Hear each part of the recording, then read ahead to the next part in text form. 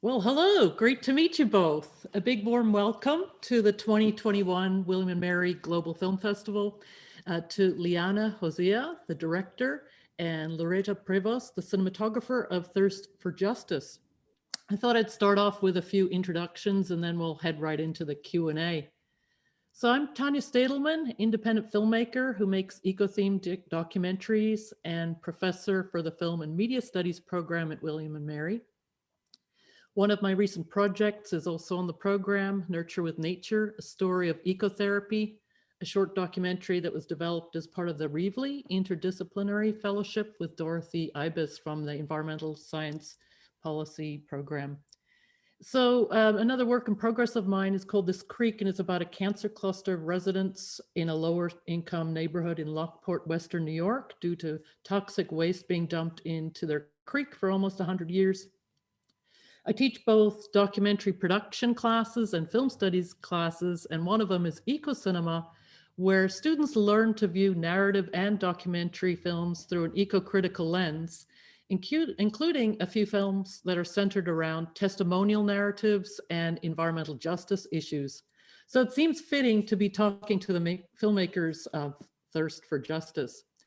So Leana Hosea is an award-winning director who has worked as a BBC journalist in international news for 12 years, covering a wide range of harrowing stories. She was breaking news in Cairo, Egypt, reporting on the Arab Spring from day one in the Tahrir Square, the war in Gaza, and the crisis in Yemen. She's also written for The Telegraph, Ecologist, RT, and the Brockovich Report. In 2016, she received the prestigious Knight Wallace Fellowship, followed by a fellowship at the School of Environment at the University of Michigan to research water contamination in Flint and on the Navajo Nation. She's back at the BBC as an investigative TV journalist where she continues to cover pollution, corporate malfeasance, and other rights issues. Lauretta Prevost, William & Mary 2005 alumna, is an award-winning cinematographer who has worked on her documentary and narrative projects for over 15 years. Her work has played on HBO, PBS, ABC, and MTV. Her documentary interests are rooted in social justice, and she spent 3 years filming events in Standing Rock. She has shot footage for Democracy Now!, Al Jazeera, The Real News Network, Camp Media, and 2 feature documentaries screened at the Sundance Film Festival. Lauretta also writes for outlets such as the American Cinematographer, No Film School, ICG, Filmmaker Magazine, and Al Jazeera. So Lauretta was primarily involved with the filming of the Standing Rock scenes, which were really amazing. I've got a screenshot behind me. And while watching your film, I was struck by the courageous work of both of you. Leana walking about on contaminated, abandoned uranium mining sites, and both of you getting shot at while filming at Standing Rock. You're both obviously very gutsy women, not afraid to get in the line of fire for your beliefs and activism, which leads me to my first question.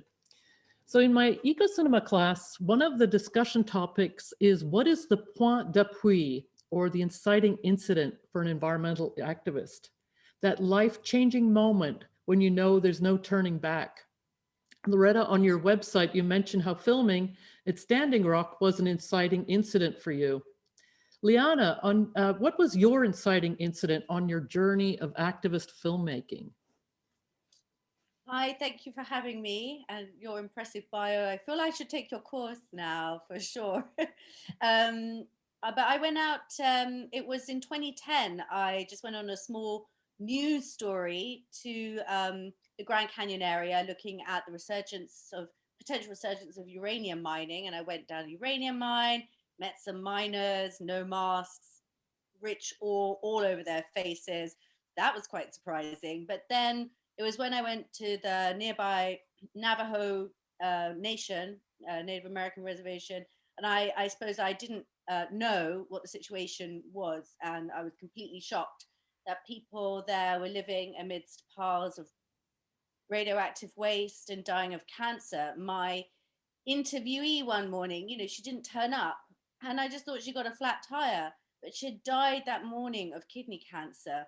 Um, Another he became a friend of mine, and he was showing me around. He was a very active local Navajo guy. And then, I saw him coughing up blood, taking loads of pills. And that's what really touched me. And I went back with what I realized was a much bigger story than I could portray on a news feature, and then was completely sort of shut down, actually. And I wasn't allowed to print anything about people being ill. Even I had to fight to have one line which said, the locals are concerned that the uranium might contaminate their water. And I had to have a fight about that kind of line, because environmental health stories are very litigious. It's very difficult to do. And it's a story I could never get out of my head. So even though I went to the Middle East after that, and it was quite a while until I got the ability to go back. I never forgot about it. Yeah. Lauretta, did you want to add anything because you just have that one line on your website? Is there anything you wanted to add to that, like the inciting incident? Sure. I would just add to your lovely introduction of me that I was out there for 4 months, not years, at Standing Rock. But I think what connected with me was more around energy. So the way I'd first, and I, considering the topic, I mean human energy, not power energy. But I first went out to North Dakota as a cinematographer for another documentary project just for 5 days. And I just found it so inspirational that there were so many different types of people there, that so many people had given so much up to go live on a field in the middle of North Dakota. And there was just this very inspiring energy from a lot of different, perspectives. There was so many different indigenous groups that were coming together for the first time. There was people from all over. There was just such a swirl of energy that really, I found that very inspiring. Great. And so is that where you met? You both met? Can you talk about how your collaboration started? I was looking for a great cinematographer because I was based in Michigan on a Knight Wallace fellowship. I couldn't just go and be in Standing Rock because, I had to be on my fellowship because I'm English, so I can't just do whatever I want. And so but I went there a few times, and I was just talking around. And I met a mutual friend, another journalist, and she said, "Oh, you should, you got to be in touch with Lauretta, and she's been here the whole time." And I was, wanting someone who had, been spending all that time there and had every, would have had all the footage that I wasn't able to be there all the time. I would arrive, and yesterday, it was really active, and I'll get there, and and then everyone's resting from the day before. But yeah, I mean, it must have been extraordinary when you were there for the whole time.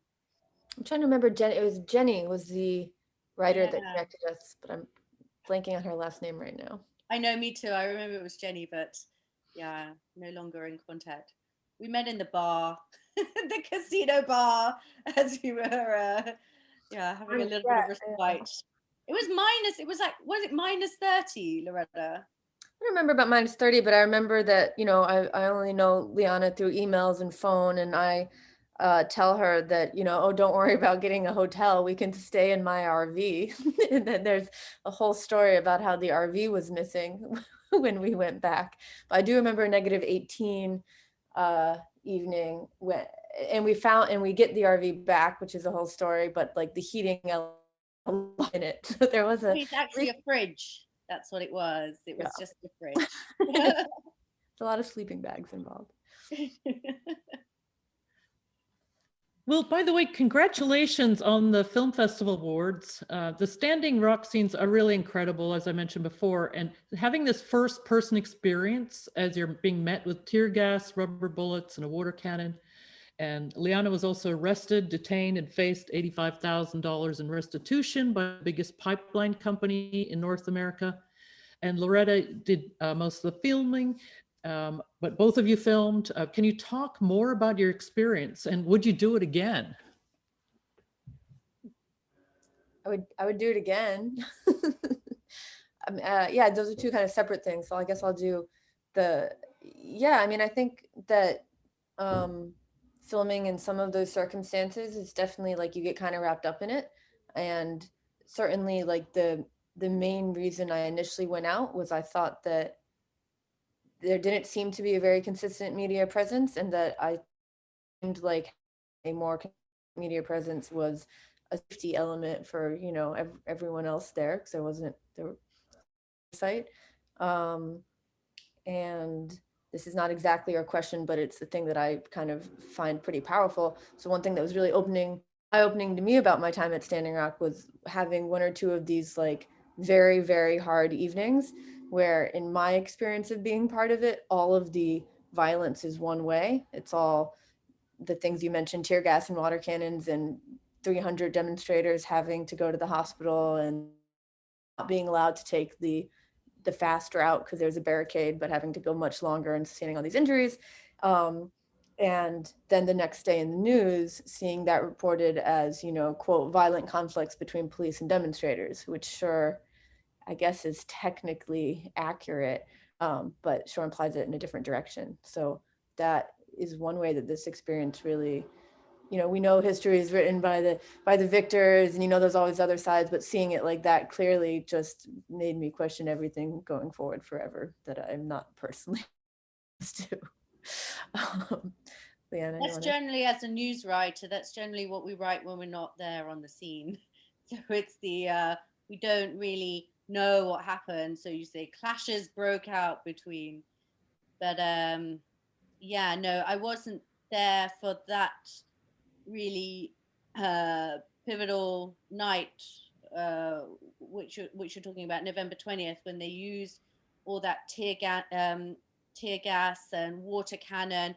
And it was very crucial that Lauretta got the water cannon on camera, because when I interviewed the sheriff afterwards, he was pretty much laughing in my face and denying the use of water cannon. I mean, there were a lot of other things which also were talked about having gone on, but you've got to get these things on camera to be able to to challenge the right authorities. And so it was great that Lauretta had that, and that whole night. I mean, I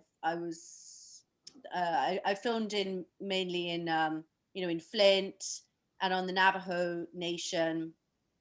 So, and then we worked together in Standing Rock for a short period of time. I have sort of worked under those kind of conditions in the Middle East, but in the Middle East they're using live rounds. So I suppose coming from the Middle East, in one way, it's way worse. I mean, I saw 1,000 people massacred in a week in Egypt. There's really no freedom, and it is important, therefore, to like protect the democratic rights and values that you do have. But I was shocked to see how much had been eroded. Like, I didn't think that I would get arrested for filming. I didn't get arrested in Standing Rock. I got arrested by Line 3 in Wisconsin, which is a very small demonstration. And that, and I was just filming by the side of the road, and I was completely shocked. And then to have them come after me for $85,000. And I think the activists are still that's still hanging over their head. I think in Standing Rock, there's a lot of people who are still sort of, with these charges over their heads, which means that you have to travel there constantly. You've got to waste a lot of time and money. I mean, these charges may never stick, but they just, it's like making your life miserable and making sure you be quiet. So, and it's surprised me. I think I must have bought more into the myth of freedom when I was younger. In the Environmental Justice Reader, Mai Evans says, personal testimonies have been the lifeblood of the environmental justice movement, bearing witness as they do to the material effects of policymaking, not on the corporations or the government's bottom line, but the human lives. These witnessing, in other words, are not abstractions or analyses, rather theory and the chronicle of the consequences of environmental justice. So one of the major tropes of social justice documentaries is the foregrounding of the filmed testimony of the witness. I was impressed by the strength of your testimonials in the film. Can you elaborate a little bit on the importance of the testimonial interview? Are there any particular stories you'd like to share? I think that's what I was looking for. I was looking for these people, women as well. Women are leading the water movement, and it's always, I wanted someone you could relate to. And also there is a lot of stereotypes around Indigenous Americans, for example, or people from Flint. So I wanted to try and just kind of get out of that and have people relate on an ordinary level. This could be me, because it really could be you. It might be you, and you might not know it's you who's drinking contaminated water. So yes, and people are experts in their own lives, and so they had to be the center of the story. And initially, I didn't even want to be in it at all. Yeah, I just felt in the end, at some point, I was like, no, it needs more hand holding. It was a bit of a complex story trying to straddle three locations in the end, three different kinds of, two different contaminants and one potential contaminant. The Standing Rock for me was always also more about the movement itself and the fight that they face. So yeah, I wanted them to be center of it, definitely. And with Janine, I think she's, I think it was a gift that I found her. I met her. I didn't find her, but anyway, but that we met.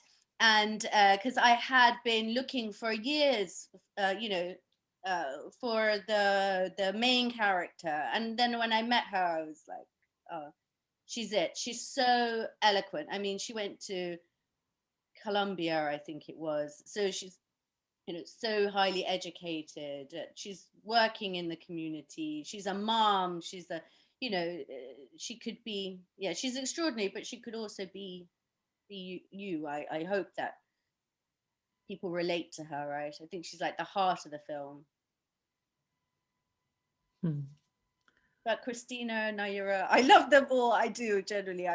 Everyone from the film, I have so much feeling for.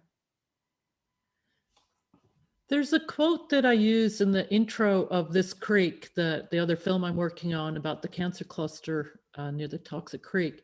And it goes, activism begins with listening, holding a space for a story to be told face to face. Do you have any thoughts on the importance of listening to the voices that speak from ground zero and how it helps the movement become more politically relevant? Do you want to think about this too? I mean, just as a journalist, more than I am a journalist before, this is my first independent film. So yeah, I feel that that's our job, is really to listen, not to talk at people. And even more as a filmmaker, because I'm following these people for so long, and I don't want them to get fed up with me. You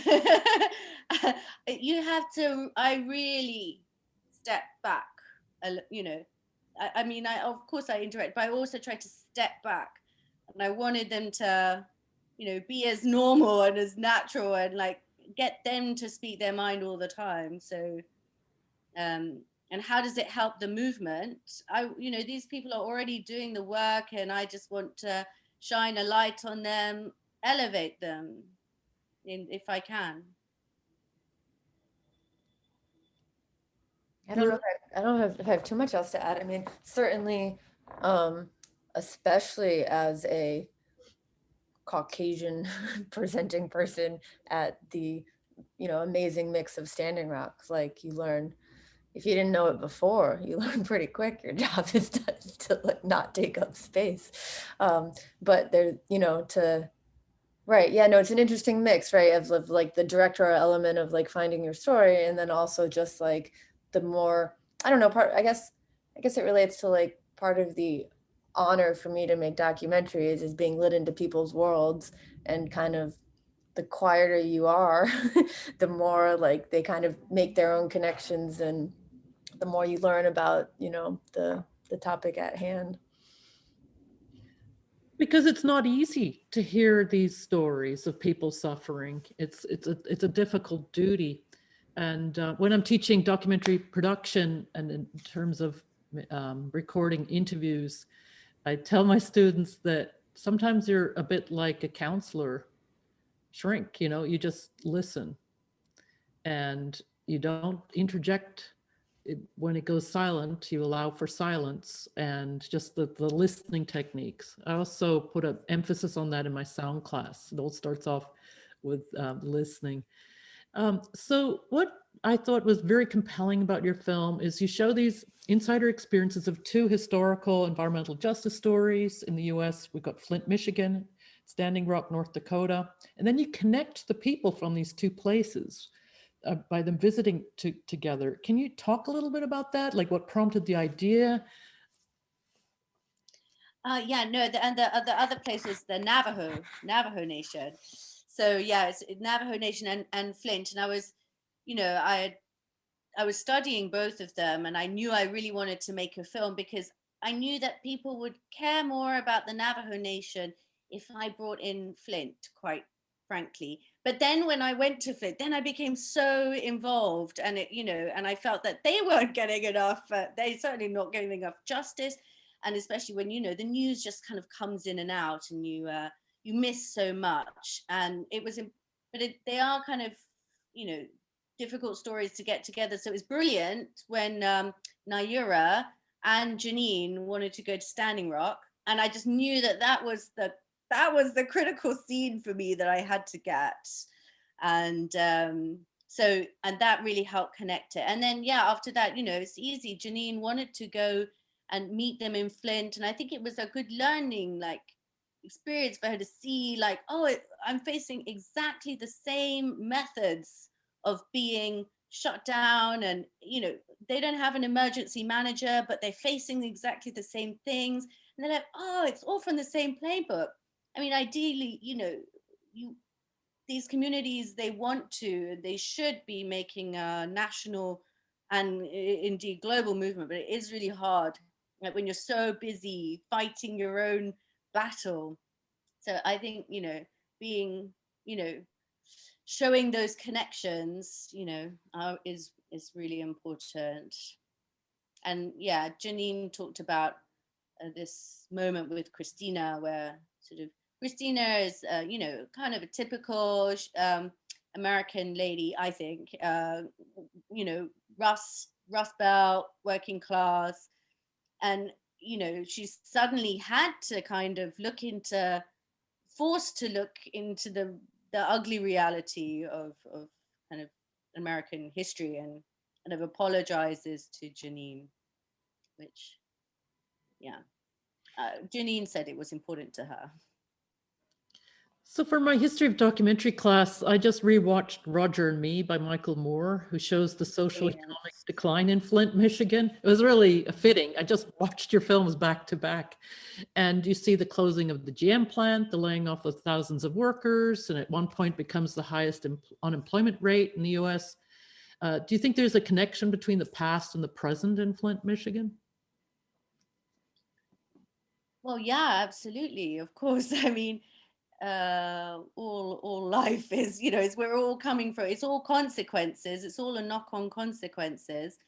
I mean, I was surprised also about Michigan being kind of one of the, you know, one of the places where, you know, the reservation, the idea of having the reservation, that law was created there. So much about, you know, the very first kind of dealings between the European settlers and native Ojibwe. There were Ojibwe, Potawatomi, and oh dear, I'm missing a brother band, but yeah, it's all knock-on effects. You know, the paper mills, the destruction of all the forests and the animals, the poisoning of the rivers, and then yeah, this was also where the cradle of the middle class in America. But then again, it was about you know, a lot of the you know, people, you know, Black Americans from the South came up for better wages, and then they were, you know, instrumental in some of the first, you know, the labor, the union movement. But then you had, you know, the white flight, And it all kind of like, I'm trying to give you a whole potted history of Michigan in like 2 minutes. But of course, cause and effect. It's all leading to the next thing, so you've got the, massive contamination of water. It's like and then the taking away of your democracy, and, with this austerity manager. And yeah, I mean, the fight for people continues. Yeah, and I mean, last time I was in Flint, some people they feel kind of worn out, and I'm still in touch with Christina, and she's not well, and her kids have tested for lead, so it just continues. I don't know what the next, there's this pipeline at the bottom of the Great Lakes. Also, yeah, Michigan, the Great Lakes, fifth of the world's fresh surface water. I just felt like it's an important kind of place, actually. Could you both talk about some of the biggest challenges in making the film? Oh, Lauretta, you should start.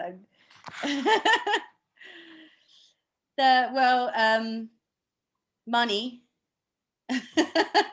Actually, so hard to get money to keep going, and I was lucky to get this Knight Wallace Fellowship. It's enabled me to not be doing my news job, take time off, and it gave me some money. I mean, I still lived, kind of frugally, but yeah, it enabled that, and also all of those kind of experts that I could rely upon. But I definitely, if I had more money, I would have hired Lauretta for the whole film. I just couldn't afford to. So it was, yeah. That. There are many challenges in making a film. So that was the surface non-spiritual one. Your go, Lauretta. I think money is the hardest part of documentary filmmaking too. But I guess one part about being at Standing Rock was it was certainly like the most complicated place I've ever been. I think, like there were so many different opinions about everything that should be happening, right? Like many different, I forget the number of tribes. I don't know if it was 300. Man, it's been a minute. But like Yeah, every different person there has a different opinion as to whether media should be filming at all, because technically some of these activities are illegal and are, is filming going to get that in trouble? And then also people are mad that media is not there more. And what's the role of white people telling stories? And have, I think it was December 4th, there was I forget exactly what it was called, but there was like, it seemed like really positive news about the pipeline. So then does that mean it's done? And some people think everyone should go home and are telling people to do that. And other people think that it's going to change. So it was just very like shifting ground of a place to be. And I mean, again, it's just a small portion of this whole film, but like also when I was there, we were living in a field, and increasingly winter in the middle of North Dakota, and there's no place to charge your things, and you make something and maybe an outlet wants to show it, but you've got to go figure out how to charge up and then find Wi-Fi, and then just all of these practical concerns while you're also thinking about what you should be making, both like content wise and morality wise, and what can have an effect. And it was just, I mean, I guess it's almost a tiny bit related to the money one, but it's a lot of hats to hold, at the same time. I really appreciated the emphasis on the spiritual aspect in the film. Can you talk a bit more about Mary Lyons, the Midiwiwin elder and water carrier who oversaw the main direction and overall message of the film? Yeah, Mary is like my grandmother now, basically. She's adopted me. She became like a family member, but it didn't start off that way. I was taking Native American literature and historical context as part of my University of Michigan fellowship. So he's like, oh, you should meet my aunt. I think you'll really like her. She's a water carrier. And so I was like, oh, great. And so I called her up, and I was going to ask her questions. And then she said to me, well, what do you think about the four elements? I was like, you know, she started grilling me and she's like, you need to like sort out what you're thinking, you know, and I suddenly kind of like, sort of, I can't remember, I don't think she hung up on me, but she gave me a really hard time and I was like, what? I was meant to be asking her questions. What a moody lady. But no, I kind of stepped back and I talked to my mom is actually, I think some Buddhist philosophy and indigenous philosophy are actually quite similar. Anyway, I got back in touch with her and I wouldn't leave her alone. That's my, basically I've harassed everyone who's in my film and just followed them around and like turned up and lived with them and they didn't have a choice. But it was important because in every religion, water is this sacred element. And, you know, every religion kind of says that. And because I spent quite a lot of time with Indigenous Americans, it's so important to, you know, and to them. And I've just, I've never prayed so much in my life as I have in America. Also, African Americans are much more spiritual than we are here in the UK. So I felt it was always important for there to be this, I always wanted this thread or this stream running through the film because there has to be more, you know, and there is more. And the heart comes from there. And when it comes to solutions, I think, you know, even if you don't feel kind of religious about, you know, the four elements or water, I think you have to remember to hold it in like it is like sacred. You have to hold it in a special way because we have to remember that it's precious. Otherwise, we're just going to carry on, and it is, and you know, and it's kind of catastrophic, really. The level of contamination of all our waters and our bodies and our children, and that's there's got to be more than just facts. And I wasn't making I did as a journalist and a news journalist, I was trying to be like, oh, I don't want to get too much into it because it hurt my like credibility as a journalist. But there has to, you know, to emotionally and to get people more, there has to be, I think it's important. What do you feel about the spirituality, Lauretta, of water? I don't want to pass on the spirituality, but I don't know that I have anything too deep to add. But I agree, like, yeah, it's just remembering how significant that element of being out and in what we now call North Dakota was, right? Like that was such a underlying theme of every day. It was honor the sacred. And it was spiritual, actually. You just, and everyone said that who was there. They were called there from dreams. And yeah, I was too, like from a long time ago. There's part of, yeah, oh dear, I don't want to go into this, but it's kind of part of a lot of dreams that I've had. So, and a lot of people there in Standing Rock said the same thing. They were following messages from their dreams. Thanks for sharing that. Yeah. Just a couple more questions and then we'll wrap. Can you discuss maybe any pertinent reactions to the films, like any updates? It's showing on Bloomberg Quick Take, which is a free streaming TV channel and online channel. So I'm very excited about it. It's been showing, like it shows the number of times rolling on the schedule. So I put my updates on Twitter at Leana Hosea or Instagram, and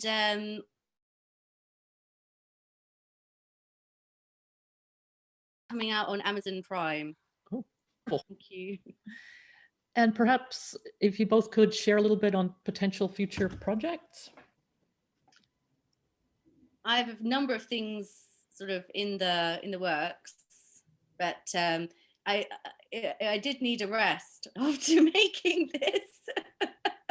I was like, I just want to go back and have a job where I get paid every month. And it was so draining. It was very all consuming. And I put my entire life for a couple of years into it, totally. But now, miraculously, I am thinking about making some other documentary ideas. One of them, I'm thinking of getting someone very famous and popular on board, because then I might get commissioned and people will watch it. But also on environmental justice and someone very real. And I find the celebrity narrator a little bit cold, so I don't want that. I want someone who's going to allow me on their journey. They're going to have to take us. So I'm just trying for that. And I got another very good, is this, all these issues are happening in the UK, but no one knows about it here at all. You're way ahead of us. At least you know what, you have a Superfund site, allocation. We don't even have that. So me and another journalist, she's mapped all the toxic waste dumps, and we want to look for the most toxic. I think we found a very good case, and it's a massive cover up, goes all the way to number 10. So I don't know if I'm going to be able to make it. It's upsetting a lot of powerful people. Does number 10 mean number 10 in command? What does number 10 mean? Oh, number 10 means the prime minister lives at number 10. Oh, okay. Watch this space. How about you, Lauretta? I work mostly as a cinematographer, but then sometimes I do crew of one, primary filmmaker. And I have a project that I think I'm just starting to take on about an older artist that I'll be kind of seeing through over the next year. And I've got one or two passion projects that need editing, and it's at the time of this interview, it's late March 2021, and I think I haven't been taking many jobs at all due to COVID, and the documentary filmmaking is a bit of the Wild West in terms of where it can fall, but I'm extremely hopeful that things change a lot in the next month or two. We'll see. Just my last question, was there anything either of you would like to share that we haven't discussed? Well, do you think, what might the audience want to know, do you think? These are students, right? Or it's a whole mix of... Oh, it's a whole mix, yes. And I believe that people will be watching, like alumni will be watching from across the country. There's also the community in Williamsburg. It's very popular. Yeah. Well, I'd say, Leana, when people watch your film and then they want to help or be involved, are there places that you point them? Yeah, well, Naira runs Flint Rising. If people felt, compelled to help Naira, she's really a leader in Flint community, and was very instrumental. Even though she does like to take a back seat. I mean, not a back seat, but she doesn't like to always be camera front. So Flint Rising. Janine also has her own organization, but I think she's still doing her website. But you can look her up. She's very easy to find, Janine Yazi, if you want to look her up. I mean, on the Navajo Nation itself, I mean, there was a GoFundMe that I had given to because of the COVID crisis, because obviously Native Americans and African Americans are disproportionately dying of COVID. And there was a scientific study which kind of proved that among indigenous communities, that is due to a lack of clean water and access to clean water. So, I think those would be, the ones to like do something for your local, do something for your local community, or reach out to the local tribe and support what they're doing. As indigenous laws are often very good for protecting the environment, or just get involved whatever's going on, because there's probably PFAS. I mean, there's 40,000 most of them unregulated chemicals. Only 99 are tested in your tap water by the EPA. So don't drink bottled water, but get involved in looking after your river or whatever's near you? I'll say one thing along those lines too, that as a timely comment, there are a number of indigenous nations in the US at the moment that have, so I don't know what day it is. It's late Friday, late March, but the vaccines are rolling out across the US, and there's different groups that are eligible at different times. And on a number of indigenous nations, they're offering the vaccine to anyone 18 and over, since they've given it to members of their community and their local community that have taken them. The problem we're having in the middle of the US is not everyone has taken the vaccination, but that might be a way for people to connect with their, local groups. Or not local groups if it's worth you to drive a while to get the vaccine earlier. Well, They're giving them what they can't get enough takers. Go ahead, sorry. yeah, well, I wanted to thank you both so much for your time. Really enjoyed talking to you both, and good luck as the film goes out further into the world. And thanks again. Oh, thank Thank you. you. I'd love to catch up with you sometime. I really want to see your film. And honestly, I kind of mentioned about the course. I was like, oh gosh, I never took a course in filmmaking. Trial by fire. Trial by doing. That's what you teach your students, right? Trial by doing often, right? Yeah. All righty. Well, thanks again. Thank you. Cool. Thank See you. you down the track. Thank you, Lauretta.